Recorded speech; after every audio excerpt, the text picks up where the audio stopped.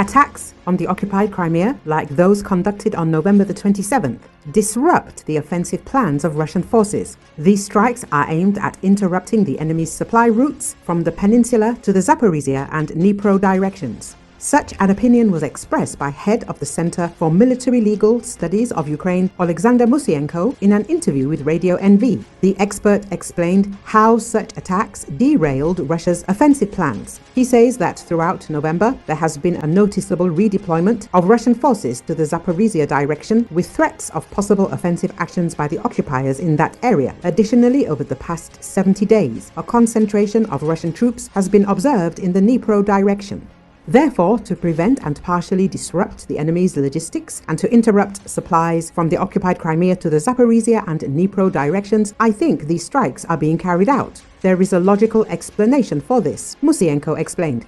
According to him, if strikes are not carried out on certain airfields for an extended period, the Russians begin to use them again. Moreover, the enemy has increasingly relied on airfield networks to transfer troops due to significant losses and to move missiles for air defense systems. From time to time, military transport planes arrive in Crimea, transporting, among other things, personnel when reinforcements are urgently needed. If you are talking about the east, Donetsk region, as well as the southern and Zaporizhia directions, it is very common for operational reinforcements used by the enemy in assaults to arrive by plane. Most often, this personnel is distributed directly to the front from Rostov-on-Don, the occupied Crimea, and partially Voronezh, the expert said. He adds that the tempo of Russian military operations now requires constant replenishment. This is why such strikes are carried out, including on targets in Crimea, to disrupt the enemy's plans and hinder its logistics.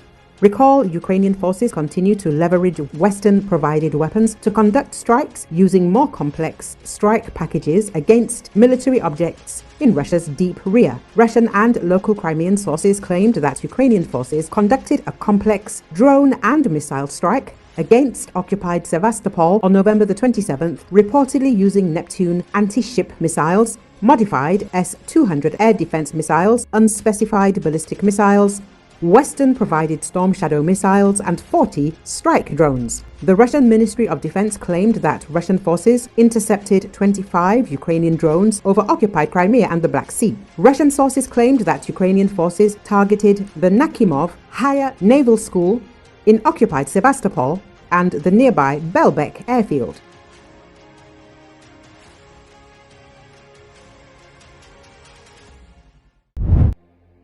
Russian President Vladimir Putin on Thursday warned of more strikes on Ukraine with Orshik intermediate-range ballistic missiles if strikes with Western-made missiles on Russia continue.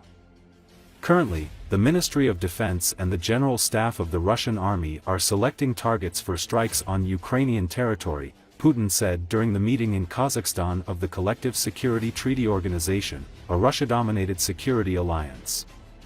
These could be military facilities, defense industry enterprises, or decision-making centers in Kiev, he added. The missile, which launched for the first time in Ukraine last week, has 6 warheads and flies at 10 times the speed of sound, according to Putin, who declared that it can't be intercepted by any modern air defense systems.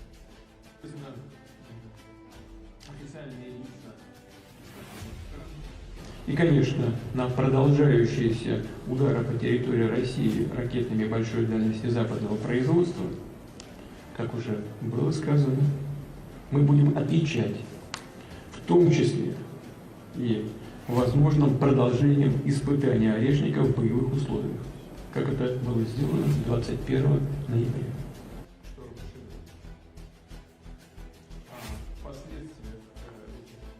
В настоящее время Министерство обороны и Генеральный штаб российской армии подбирают цели для поражения на территории Украины.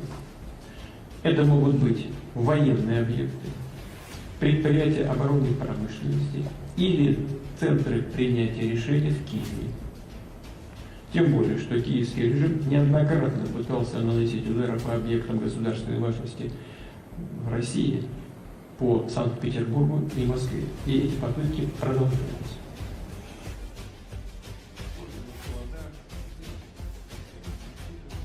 Серийное производство Орешника началось. Но в конечном итоге средства поражения будут выбираться нами в зависимости от характера выбранных для поражения целей и создаваемых угроз для Российской Федерации.